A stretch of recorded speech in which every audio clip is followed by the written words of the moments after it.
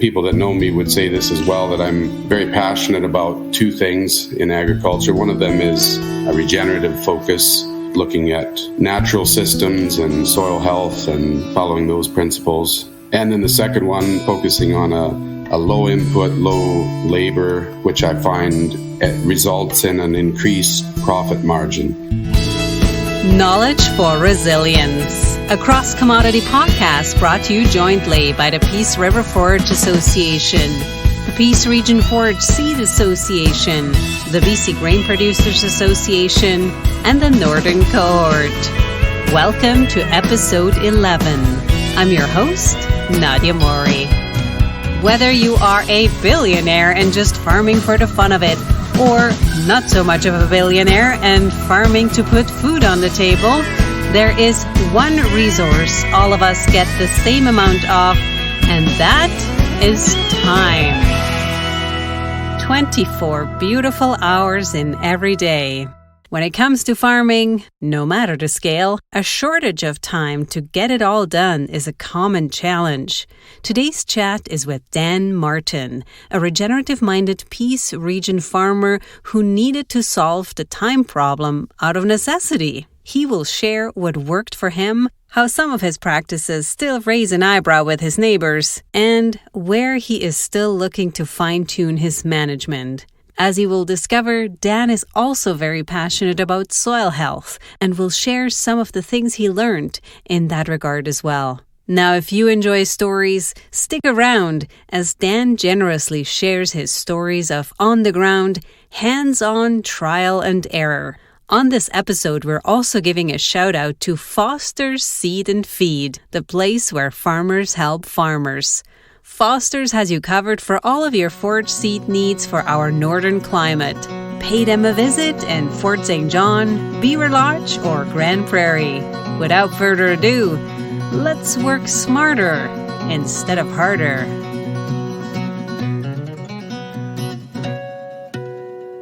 Today, I'm excited to talk to Dan Martin from the Bay Tree area. Welcome to the podcast, Dan.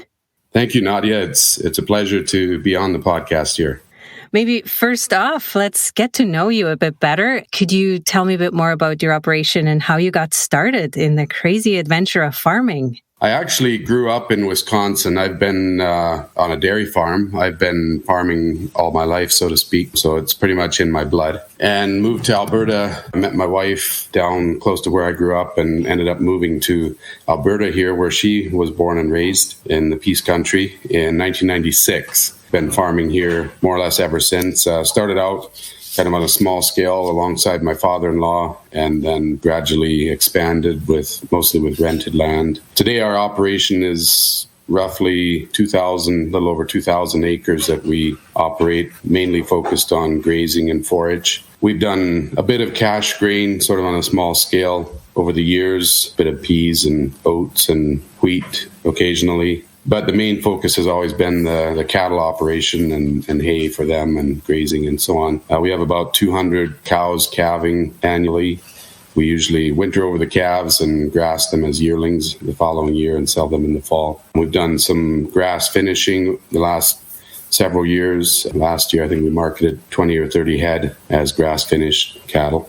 And I would say on my farm focus, and people that know me would say this as well, that I'm very passionate about two things in agriculture. One of them is a regenerative focus, looking at natural systems and soil health and following those principles. And then the second one, focusing on a low input, low labor, which I find it results in an increased profit margin. Especially in agriculture, it's so easy to focus on that big number, that gross income, and forget about the cost of production and lose sight of that and become unprofitable because of that. And we find, in talking with producers and reading and so on, I find that many cow-calf producers don't know their costs of production, and so then they struggle to be profitable. Yeah, that's a little bit about where I'm at with our program here. I imagine some folks' ears perked up when you talked about being more profitable, and you briefly touched on that you have kind of an approach of minimizing the labor input as one of your strategies. Do you want to just expand on that? Like how did you develop this strategy? Was this something you were always doing, or did you kind of slip into that over the years? I would say some of it kind of definitely developed over time and is still developing. I find I learn something new every day or every day or every year for sure. And some of it kind of developed by default. We have an off-farm business we have a sawmill, and that takes a fair bit of my time too.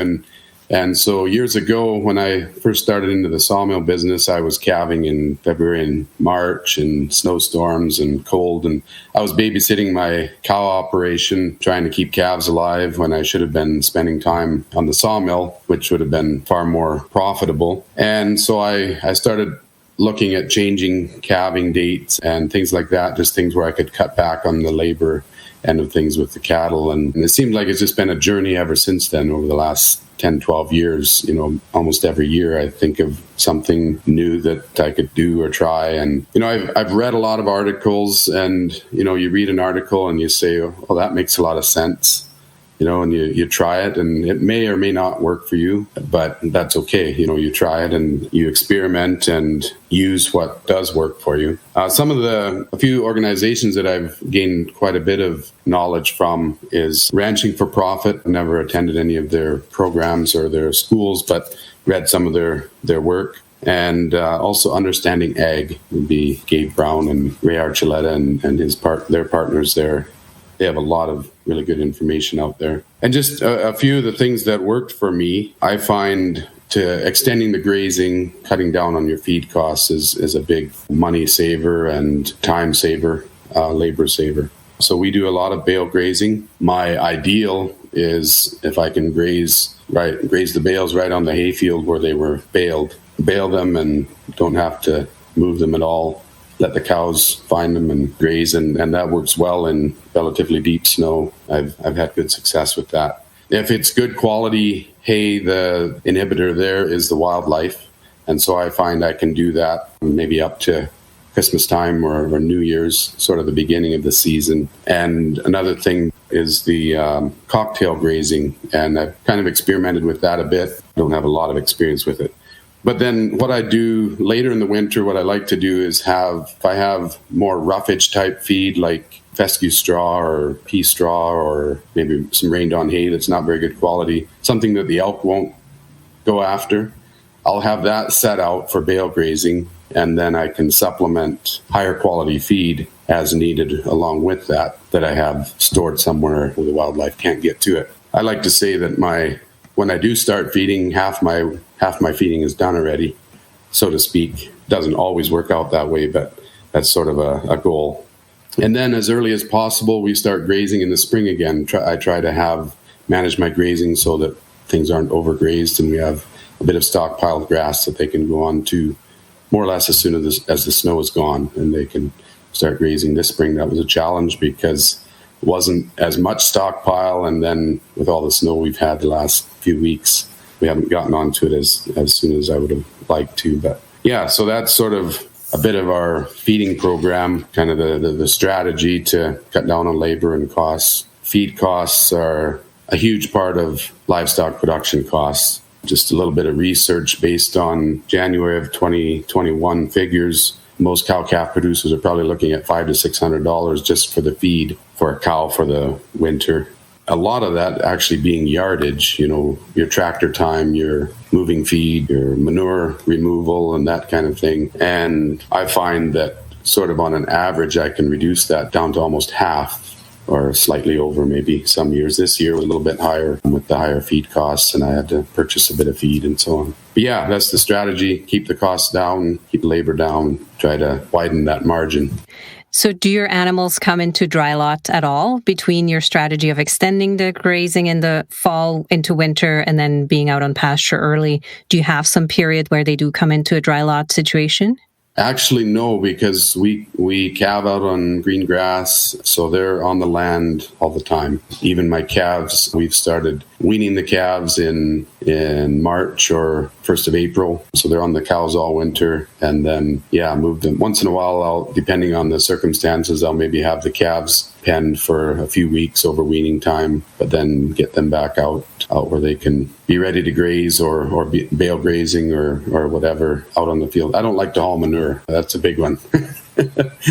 I forget if you mentioned the calving is also quite later to help you save on labor and to make sure that you have green grass when the calves come out. Yes, that's right. So it being, May 12th today, we're still about a week or 10 days from calving, from starting. And so our target is late May and June and finishing up early July. A lot of people look at that and, small calves, but there's just a lot less labor and stress, and I find the calf uniformity tends to be better, and the calf vigor, their health is good. It's a pleasure to calve that time of the year.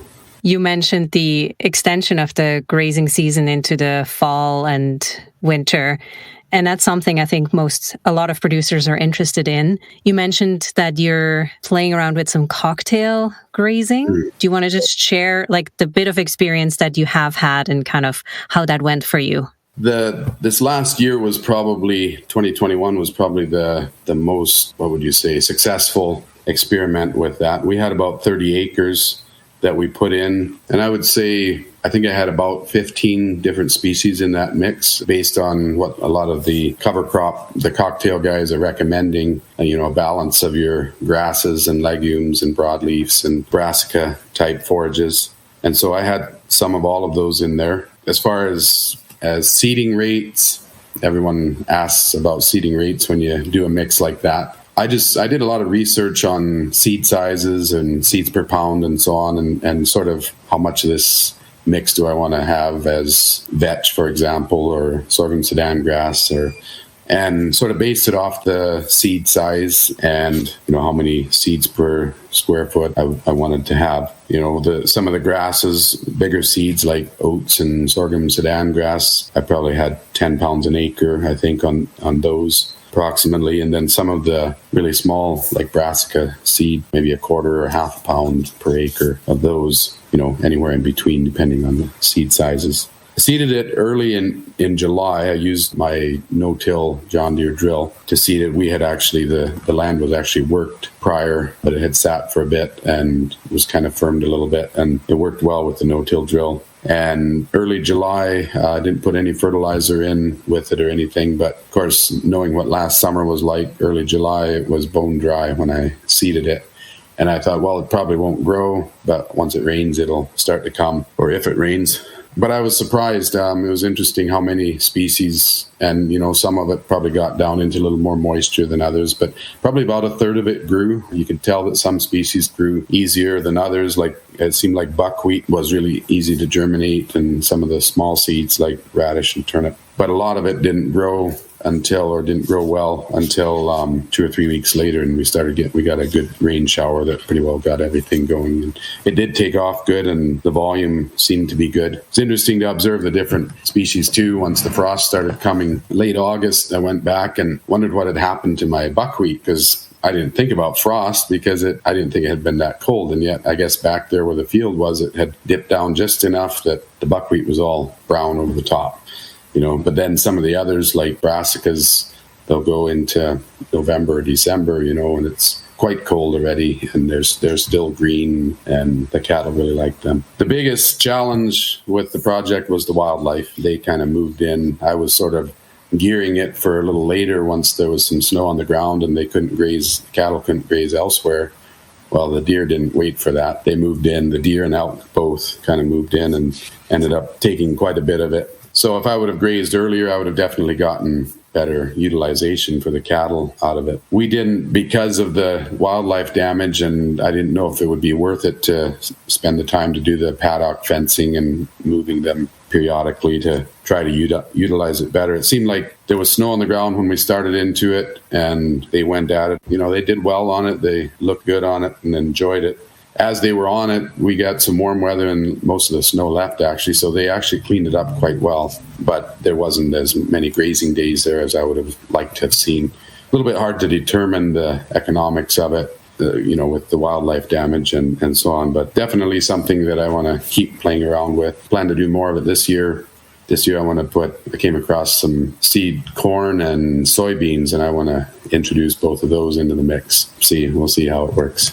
We'll stay tuned for that, because that's an interesting one to try at our latitudes. Yeah, you bet. What do you do for watering in those situations, especially in that sort of in-between period when we don't really have enough snow yet, but it's maybe too cold for your summer watering systems? Yeah, so we actually have the landlord where we run our cattle put in a good winter watering system. It's energy-free, insulated, and takes just a little bit of monitoring if it's really cold or if it's windy. You sort of have to check it daily or every couple of days to make sure it's not icing over. They have to walk a little ways for it, and so if there's enough snow, often they won't bother. They'll just do with the snow. One of the challenges we had this last winter was it would warm up enough that they would actually have water everywhere. Some of the creeks would fill up. That must have happened 3 or 4 times throughout the winter. So then they'd get lazy and they wouldn't go back to the winter waterer. And so then it would want to freeze over for me and I'd be fighting to keep it open. But a little bit of a challenge there. But yeah, they have access to water other than the snow too. So it sounds like you're continuing with the use of cocktail mixtures and maybe doing some tweaks. Anything specific you'll change, already? One thing I want to try this year, so we're going to go right back into where we had that mix last year. That soil will be fairly well conditioned.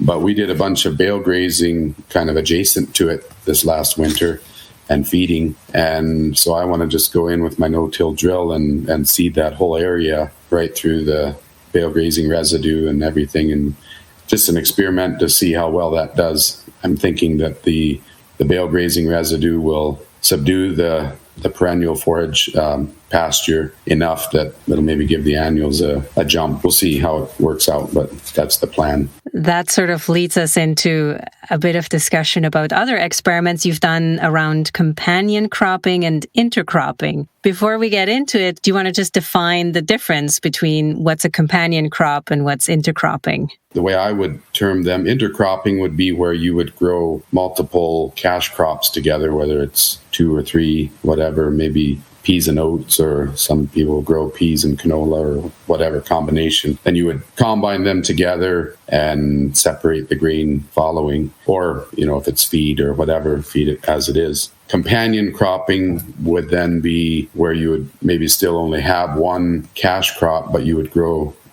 one or more other crops along with it, maybe as a ground cover, maybe annual ryegrass for ground cover, or a legume or something for nitrogen boost, something to give it a boost and act as a companion to your cash crop.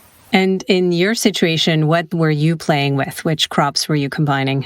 Yeah, so when I did an intercrop of peas and oats, that was 2 years ago, I believe it was. And yeah, it was 2019. We seeding rate, again, being what people are going to ask about. We seeded about 2/3 rate of both. We did it in 2 trips across the field. I believe we seeded the peas first because we wanted them a little bit deeper, and then went across again with the oats. It seemed like it worked well. We had a good stand. Again, I didn't use any fertilizer or chemical sprays or anything. I saw some benefit in weed control. Even without the spraying, there were some weeds there, but not as many as there were previous years with the monoculture of cereal grains. Oh, another advantage that we found, you fight with, when you have a monoculture of peas, you fight with them wanting to lay on the ground. Well, that wasn't an issue at all with the oats. Stood well, and the peas just kind of clung to the oats, and so it was relatively easy to harvest compared to the way peas often are to harvest. We harvested it and just combine it conventionally. I took it directly to the seed cleaning plant, and they ran it through and cleaned the peas for me for seed, and then the oats and whatever pea cleanings there were, that all got sold as feed to a local farmer. I found it was a good way to do it and good utilization. Not everyone would have that option, especially on a big scale. It'd be a little bit harder to do, but it worked in this situation. I found it was one of the more economical cash crops that I grew. We figured we had about 70% yield on the oats and about 60% on the peas. as cleaned seed was sort of the result of it. And I found that it was definitely a good thing to do, and I'd like to keep experimenting with it, keep trying it. This year I have some winter cereals or biannual cereals, fall seeded, and hairy vetch mix. I have some of that seeded. We'll see how that turns out here. It looks good this spring. It's one of the first things that's green out there. Nothing else was green 3 weeks ago, and there's nice green rows of this winter cereal coming. That's always exciting. Did you struggle at all with timing the maturity of your oats and peas? Yeah, so the peas were mature earlier, and that year, 2019, we actually had some oats that we never got combined, so it was we were just kind of pushing the weather. The oats were actually a bit tough when we combined, and possibly there would be other species of cereals or grains that would be a little bit more compatible. I don't know, but it wasn't far off. It just didn't quite dry down. The weather conditions were just not quite. The oats was mature enough, but it just wasn't quite dry enough. It worked fine for feed. The guy was feeding it right away anyway, so even though it was tough, it worked out all right. And it sounds like that's another practice you'll continue as you go forward. Yeah, exactly. I would like to continue doing that. And, my understanding of soil biology, and I probably will never grow just a monoculture as itself or by itself, either an intercrop or some type of companion cropping to help with the biology and health of the soil and all of that. Are there some other practices you'd like to discuss that you played with over the years? Another thing, a little bit on the lines, I guess, of the intercropping would be what they would call a relay crop. Would grow one crop as your cash crop and then another crop either alongside or seeded into it that would be harvested later. And I did that at least once. I'm trying to think if I did it more than once, but did it one year I had an oats field that we were seeding down to hay. And usually I almost always put a nurse crop in as when I underseed a field to hay. And we usually there's usually quite a few weeds that first year, the first hay year. And so I generally end up making silage out of that anyway. And so I thought, why not try seeding winter wheat with the oats as well? I didn't know if it would be too early, if that would mess up the overwintering and the maturing the next year. It wasn't 100%, but there was a lot of wheat in that stand the next year. Some places you could have combined it was good enough, and then other places it was fairly thin. Part of it was because that was actually the field that we didn't get the oats harvested off of. And so I think some of it kind of winter killed or smothered under the heavy oats crop that was there. But we took it off as silage then that next year, and it was beautiful feed and lots of volume. And so, yeah, interesting thing to try, knowing that it was more than likely going to be silage anyway, that winter wheat was a benefit in the silage. Now, it sounds like you're somebody who likes to try some new things that you hear about, read about.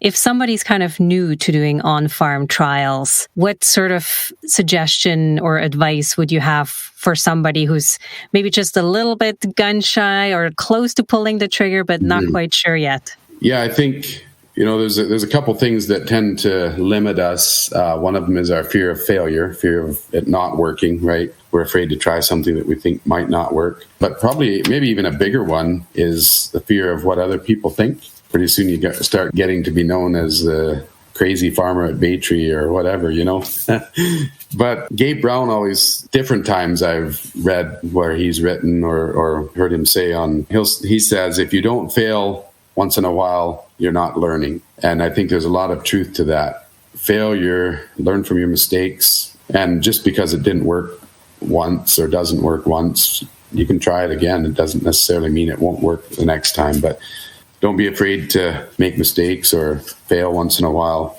Don't be afraid to experiment, even if it doesn't always work out. I think, too, don't be afraid to do what you believe to be right, even against the odds or against what other people might say or think or what other people might be doing. Yeah, if something seems like it would make sense to do it differently, try it and see. And it may or may not work, but you can always go back to the way you did it before. just for example, the later calving for me, I still question myself with it sometimes. Like right now, everybody else, a lot of people are done calving. Mind you, this year was a little easier to sit back and watch them calve while my cows aren't calving yet with all the snow and mud and things that they're dealing with. But later on, like July, maybe the cows are all calved and the cows are healthy and good condition on grass, and so then they start cycling, and you're like, boy, the bull should be in there, But yeah, you just got to keep that bull out. That's the hardest thing to do with the late calving, is keep the bull out until the time to put him in. If you know that it's the right thing for you, just do it. And maybe you also don't have to risk like a whole quarter section. Maybe you can just try a strip or 5 acres or a small area if you're really worried that it'll go sideways. Yes, exactly. I think Gabe Brown says, don't take on more in an experiment than what you can afford to lose. If you're not sure about it, certainly don't do the whole farm. Do a portion of it and try it. And also do a lot of research. There's lots of research been done, lots of information out there. It's not all the same.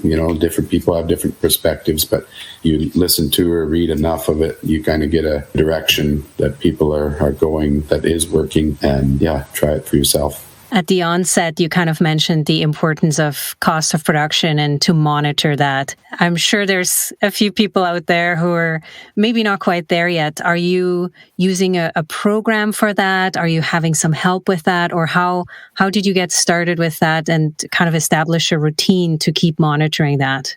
Yeah, so I don't use a program at all, but I just, a lot of that's kind of hard to figure in concrete numbers because there's so many variables and so on. But not necessarily every winter, but every several winters anyway, I just try to go down through. So what did we put into the cattle and what did that cost us, whether it's the feed? And when I'm figuring feed, I usually figure more or less a current feed price rather than just the cost of fuel for my tractor and baler twine and whatever. So it gives a little bit more of a real figure for feed costs. Yeah, and a big thing is cost that people often overlook is your cow depreciation expenses. So you got your cow there and you think, well, she's always going to be here having a calf every year. Well, that we all know that that's not true, right? But we don't think about how much that costs for every calf. There's a percentage that goes toward replacing that cow, and it's a bigger number than most producers would guess. I believe the Canadian industry average for calves per female is 3.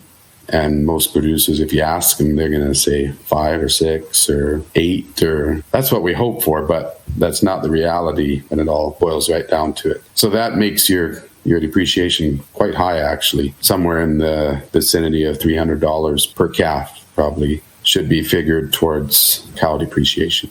Just while we're on that subject, just a little bit more, some of these regenerative ag guys and at Ranching for Profit would really push this too, that you're most likely to be profitable if you match the nutrient needs of your cattle, the cycle of the nutrient needs of your livestock to nature's nutrient production cycle. So in the Peace Country, our peak grass production and nutrient production in nature is mid to late May, 1st of June, until about the end of July. And then it tends to start to taper off. The pastures get kind of grazed down or a little over mature or whatever. And with good grazing management, you can actually extend that by another month or so by keeping your cattle moving and managing it well. That's some of the logic behind calving end of May and breeding in August, because that is right there. That's the highest nutrient demands of your livestock between calving time and breeding time. Matching that is, what would you say, a game changer for profitability. And then also accounting for your labor. I find that's probably another one that people often forget. Yeah, that's right.